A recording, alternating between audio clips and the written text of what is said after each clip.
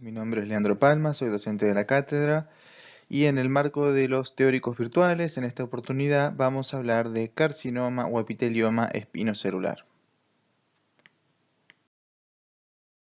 Cuando hablamos de tumores de piel, es de vital importancia determinar cuál es la estirpe celular que va a provocar el tumor en cuestión y eso nos va a permitir realizar una definición. En este caso hablamos de un tumor maligno que está originado en los queratinocitos que se encuentran en la epidermis y los anexos. Por tanto, el compromiso va a ser, a diferencia del epitelioma vasocelular, que no compromete mucosas, aquí sí vamos a ver que el compromiso es de piel y de mucosas. Se define como localmente invasor y este sí tiene una mayor capacidad metastásica, es decir, de diseminación a distancia. Puede surgir de novo o más frecuentemente de lesiones preexistentes. Recordemos que el epitelioma vasocelular en su mayoría surge de novo. En el caso del epitelioma espinocelular, la mayoría de las veces nos encontramos con una dermatosis o con una lesión preexistente. Es el segundo tumor de piel en frecuencia después del vasocelular. Al carcinoma espinocelular también lo conocemos como carcinoma epidermoide o carcinoma de células escamosas. En cuanto a la epidemiología de este tumor, decimos que es el tumor más frecuente de semimucosas y mucosas, que es la principal neoplasia de células queratinizantes de la epidermis y que tiene una relación hombre-mujer de 1 en 3 a 1 en 2. Existen numerosos factores de riesgo descriptos para padecer carcinoma espinocelular, algunos que son ambientales, es decir, que tienen que ver con el medio en el que se mueve el paciente, y otros que hablan de predisposiciones individuales. En el caso de los factores ambientales, la ubicación geográfica, es decir, aquellos pacientes que están en regiones cercanas al Ecuador, pacientes que están expuestos a radiaciones ultravioletas, radiaciones ionizantes, arsénico en el agua, como en el síndrome de Acre, el hidroarsenicismo endémico crónico regional, que es muy prevalente en Argentina, la exposición crónica a hidrocarburos aromáticos policíclicos, como ocurre en el caso de los pacientes que están expuestos a el petróleo y sus derivados. Y con respecto a los factores individuales o del paciente, vamos a hablar de condiciones como por ejemplo las pieles claras, los fototipos de Fitzpatrick 1 y 2, es decir, aquellos que no toman color no pueden broncearse, sino que presentan eritema a la exposición solar, determinados grupos étnicos, como los grupos caucásicos, el sexo masculino. Esto quizás se debe a que el hombre está más expuesto a radiaciones ultravioletas por una cuestión cultural que la mujer. Esto va a ir modificándose a lo largo de los años, probablemente. Los pacientes más añosos, por lo general, están más afectados por esta patología. Y la genodermatosis, es decir, alteraciones genéticas que afectan genes que nos protegen de mutaciones, que nos protegen de multiplicación celular patológica y que generan tumores posteriormente, como por ejemplo el xeroderma pigmentoso y otros que vamos a ver a continuación. Estos pacientes están expuestos a desarrollar no solamente carcinoma espinocelular, sino una gran cantidad de neoplasias. Y después, un capítulo muy interesante y muy importante es el de las dermatosis inflamatorias crónicas, las infecciones crónicas, las cicatrices, todo proceso que implique la multiplicación celular de forma continua y sostenida en el tiempo va a predisponer al desarrollo de neoplasias. Y también los pacientes que están inmunodeprimidos o inmunocomprometidos, es decir, aquellos que por determinadas afecciones o por causas medicamentosas, porque deban recibir un trasplante, cuentan con determinados mecanismos de la inmunidad alterados y por lo tanto en esta lucha que existe permanentemente entre las células que se multiplican y son atacadas por el sistema inmunológico evitando el desarrollo de tumor, es un mecanismo de defensa que va a estar vulnerado y por lo tanto estos pacientes están sujetos a padecer este tipo de patología. Mencionamos la genodermatosis anteriormente, entonces vamos a enmarcarlas en una predisposición del paciente para la aparición de carcinoma espinocelular. ¿Y cuáles son esas genodermatosis? Las más frecuentes dentro de su gran infrecuencia, el xeroderma pigmentoso, albinismo, epidermodisplasia verruciforme, epidermólisis ampullar distrófica, porokeratosis, síndrome de Rothmund-Thompson, diskeratosis congénitas y el síndrome de Haber. Y las dermatosis preexistentes, que de alguna manera predisponen al desarrollo de patología oncológica cutánea, son el líquen plano, en su versión erosiva y ampollar fundamentalmente, el líquen escleroso genital, asociado muchas veces a la presencia de HPV, lupus eritematoso discoide, las bocas de fístula de osteomielitis crónica, acné conglobata, por ese proceso cicatrizal permanente, hidradenitis supurativa, seno piramidal, úlceras crónicas, cicatrices, quemaduras, lupus vulgar, granuloma inguinal linfogranuloma, leucoplasia y el HPV que ya lo habíamos mencionado. ¿Cómo clasificamos al carcinoma espinocelular? Vamos a hacerlo en formas clínicas.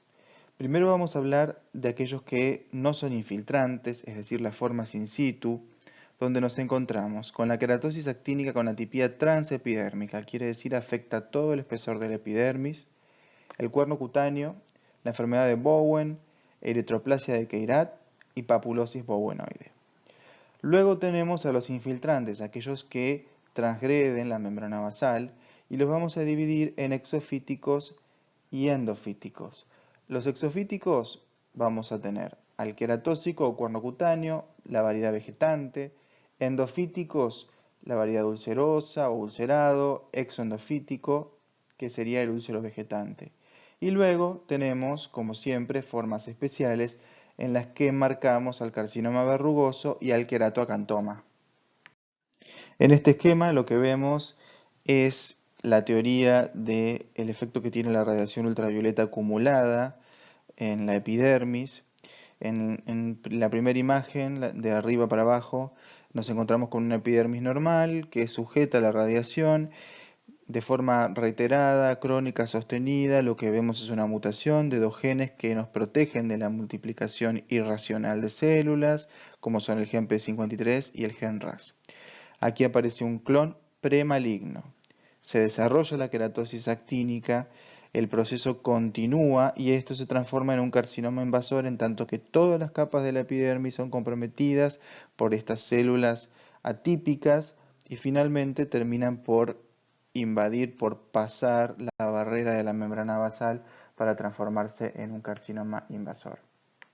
Con respecto a las formas clínicas de inicio, recordemos que la queratosis actínica, para considerarla como un carcinoma espinocelular in situ, debe presentar atipía transepidérmica. Clínicamente lo observamos como una placa eritematodo-descamativa en piel. Recordemos que esa capa descamativa es delgada. Puede presentarse como una lesión indurada, con o sin erosión. Generalmente aparece en áreas fotoexpuestas. Y vemos a los queratinocitos atípicos en todo el espesor de la epidermis. Aquí vemos una foto del rostro de una paciente en la que observamos múltiples lesiones sugestivas de fotodaño crónico, como ser léntigos, recordemos estas máculas amarronadas, es decir, hiperpigmentadas, distribuidas en todo el rostro. Y también nos encontramos con lesiones eritemato-descamativas en placas, ya no máculas, más que nada a nivel del labio superior, y una lesión de mayor tamaño, eritemato-descamativa y con una costra en su superficie, que estamos indicando aquí a continuación. Aquí nos encontramos con la piel de un paciente añoso, en el que observamos una placa eritematosa con escamas finas en su superficie. Acá las demarcamos mejor. Vemos múltiples, en la otra foto, múltiples lesiones.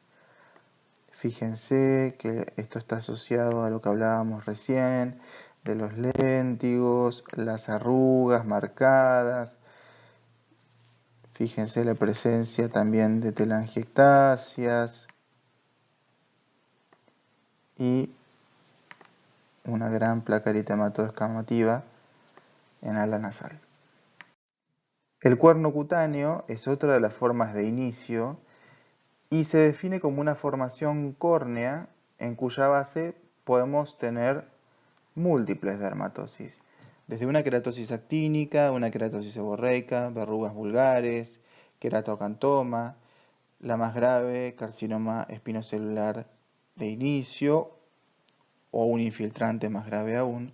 Por lo tanto, cuando vamos a estudiar estas lesiones es importante que la toma de biopsia sea de la base de la lesión, de modo tal de identificar cuál es la dermatosis que le está dando origen. La enfermedad de Bowen es otra de las variedades de inicio y se presenta como una placa eritematoescamativa con límites policíclicos, como vemos en la imagen. Esto es bastante característico de la afección. No vemos perlas. ¿Dónde las encontramos habitualmente topográficamente? En la piel de tronco y miembros. Tiene una gran relación con el hidroarcenicismo que hablábamos al principio y con la fotoexposición, lógicamente. Aquí tenemos dos imágenes clásicas de enfermedad de Bowen. Notemos nuevamente la presencia de estos bordes policíclicos, la presencia de escamas en la superficie. Esto se comparte con las queratosis actínicas y tiene que ver justamente con que son lesiones queratinocíticas, ¿sí? Esa es la célula que está comprometida.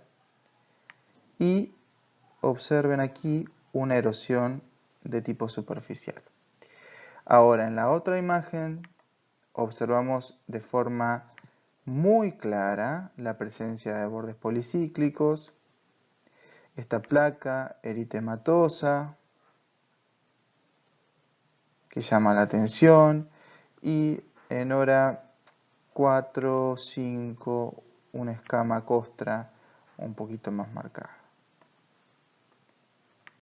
Aquí lesiones bastante similares a las que habíamos descrito anteriormente y nos concentramos en el compromiso mucoso.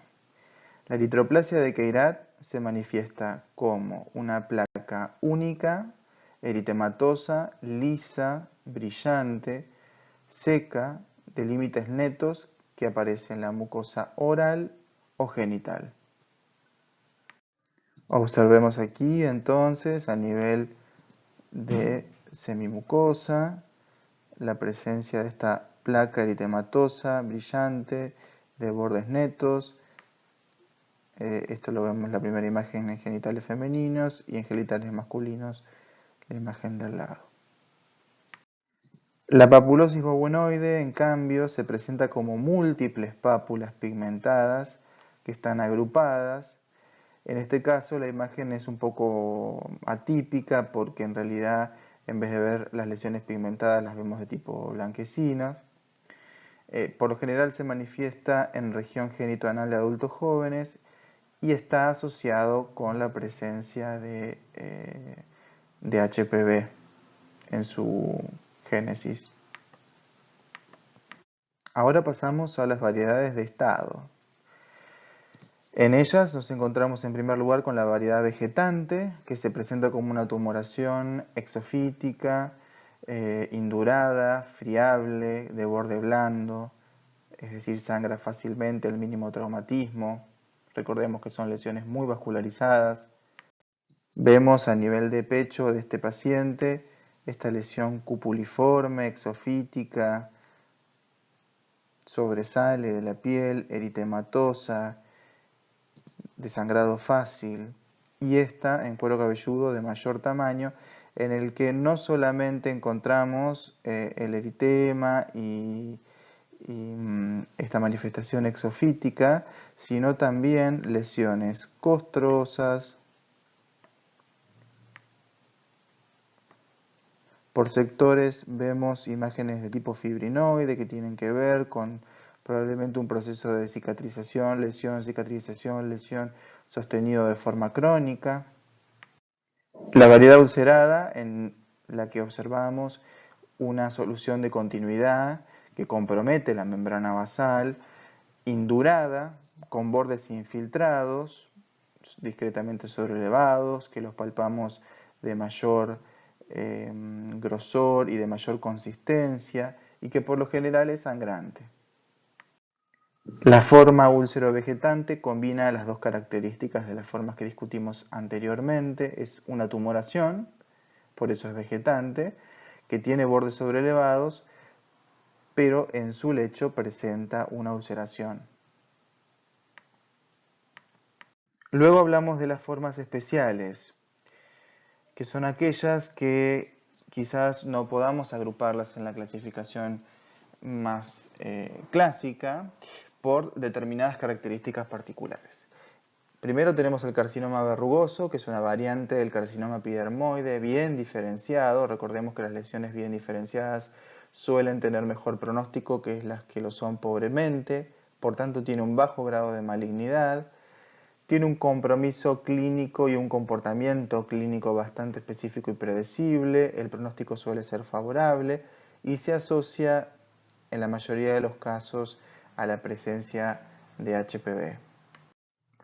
Existe una clasificación topográfica que está con los años cayendo en desuso, pero es muy útil a nivel descriptivo, que es ponerle un nombre a cada carcinoma verrugoso de acuerdo al sitio en el que aparece. Por tanto, si tenemos la variedad oral, vamos a hablar de la papilomatosis florida o papilomatosis oral florida. La variedad genitoanal se conoce como condiloma acuminado gigante o tumor de Buschke-Lowenstein. La variedad plantar como carcinoma cuniculatum, y la variedad cutánea pura como carcinoma verrugoso cutáneo.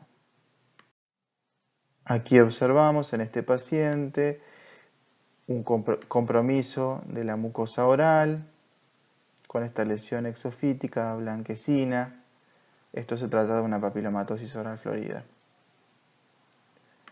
El tumor de Buschke-Lowenstein o condiloma acuminado gigante en su variedad genitoanal.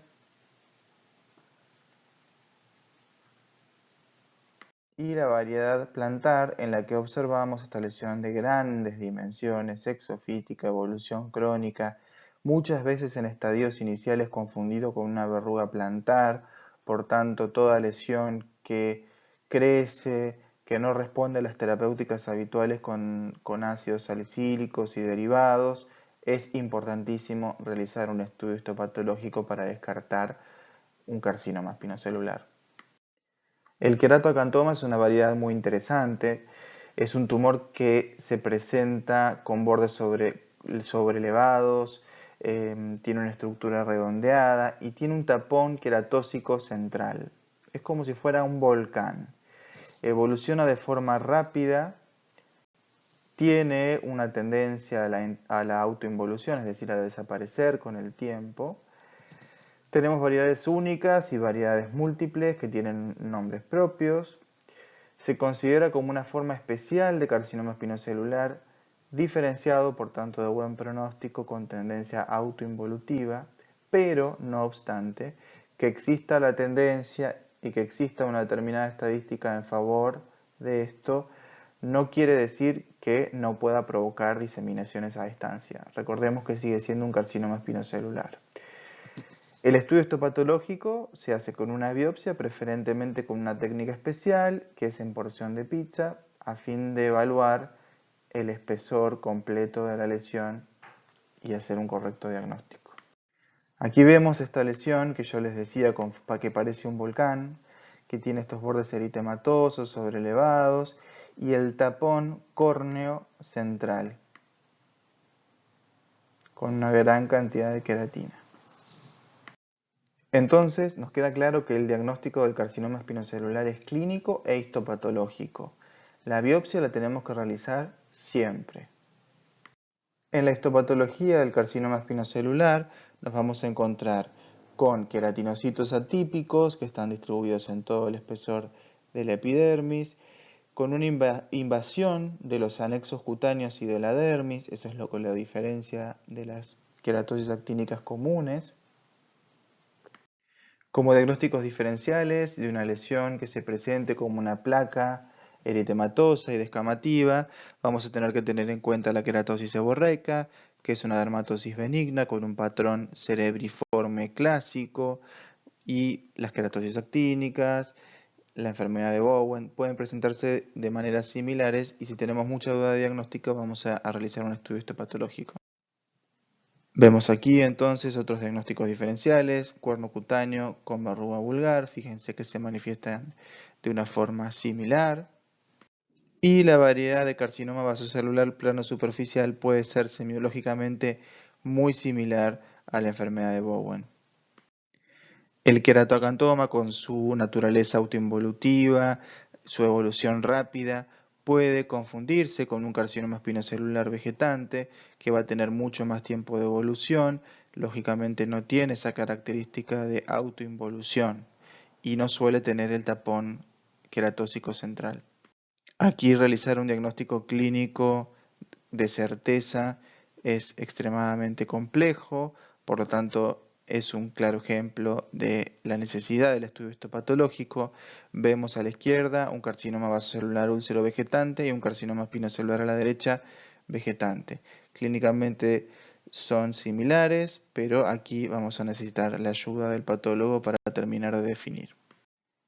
El melanoma nodular amelanótico es uno de los grandes simuladores de la dermatología, se presenta como una lesión tumoral no pigmentaria y por tanto sí podemos determinar su naturaleza tumoral por todas las características de crecimiento, de no involucionar, de permanencia en el tiempo, pero muchas veces podemos confundirlo con cualquiera de los otros tumores de piel hasta que hagamos el estudio histopatológico y en este caso, en el del melanoma, estudios también de inmunohistoquímica. Las metástasis de tumores de órgano sólido muchas veces se presentan de forma similar a los carcinomas espinocelulares vegetantes por ser lesiones exofíticas, pero la característica que tienen y que muchas veces nos ayuda a diferenciarlo es que aparecen de forma múltiple y lógicamente tienen el correlato de la afección del órgano sólido. De todas maneras, muchas veces podemos hacer el diagnóstico con punto de partida de las lesiones en piel, porque la citoarquitectura y la histopatología de estos tumores que observamos en piel van a remedar las de las células de órgano sólido que le dieron origen. Determinadas variedades de linfomas B, es decir, de linfomas cutáneos primarios, pueden ulcerarse y remedar un carcinoma espinocelular tranquilamente. El carcinoma de células de Merkel es bastante más raro de encontrar, pero con este tipo de presentación vegetante podemos estar frente a la duda de cuál tumor se trata, por lo tanto, insisto en la necesidad de un estudio histopatológico. ¿Cuáles son los sitios entonces de mayor riesgo para la recidiva y la destrucción de tejidos vitales cercanos? Vamos a hablar entonces de mucosas, labio, pabellón auricular, región periauricular, nariz, surco nasogeniano, región preauricular, surco retroauricular, cuero cabelludo, dedos y genitales. Es importante estadificar este tumor porque recordemos que es un tumor maligno que tiene capacidad de diseminación a distancia, que es bastante agresivo, por tanto vamos a tener en cuenta el examen clínico completo del paciente, analíticas de laboratorio. Con respecto a imágenes, vamos a buscar compromiso ganglionar y diseminación a distancia. ¿Cómo lo buscamos? A través de ecografías, tomografías, resonancia magnética y está indicado también el estudio de ganglio centinela cuando hablamos de un carcinoma de tipo invasor. ¿Cuáles son los factores que nos van a ayudar a decidir qué tipo de terapéutica le vamos a ofrecer al paciente? El tamaño de la lesión, es decir, que sea un tumor grande, mayor de 2 centímetros, que presente histología agresiva, las localizaciones de riesgo que decíamos antes, el hecho de que asiente sobre una dermatosis previa suele ser de mal pronóstico, lo mismo si se desarrolla a partir de procesos inflamatorios crónicos, que nos encontremos frente a una recurrencia, esto también complica la evolución, y que el paciente esté inmunocomprometido o sea mayor. Como decíamos en el epitelioma vasocelular, el tratamiento quirúrgico de escisión completa de la lesión siempre es el gold standard, es el mejor de los tratamientos, pero en determinadas circunstancias no podemos ofrecérselo al paciente o el paciente no lo acepta. Por tanto, si hablamos de tratamiento de la enfermedad local, lo que vamos a proponerle en primera instancia es una cirugía convencional con un margen de seguridad de entre 4 y 5 milímetros hasta 10 milímetros, según las características del tumor y la localización. Y en aquellos tumores que justamente por su localización no podamos realizarle una cirugía convencional con estos márgenes, vamos a proponerles la cirugía micrográfica de Mohs. Con respecto al tratamiento de la enfermedad regional a distancia, aquí vamos a hablar de un tratamiento multidisciplinario. El examen clínico cutáneo mucoso y ganglionar, es decir, la revisión completa del paciente, deberíamos hacerlo cada 3 o 6 meses, dependiendo del tumor, dependiendo del paciente, al menos por 2 años. Luego podemos continuar con las evaluaciones cada 6 a 12 meses por 3 años más y finalmente pasar a un control dermatológico completo anual de por vida. Es importantísimo para cualquiera de los tumores promover el uso de factores, además de hábitos saludables, de no exponerse a la radiación en los horarios en los que no lo recomendamos, evitar esta cuestión del bronceado, de tomar color, de no protegerse adecuadamente. Sí o sí debemos educar a los pacientes en la importancia del uso de factores de protección solar, idealmente factor 50, y que lo renueve cada 2 o 3 horas.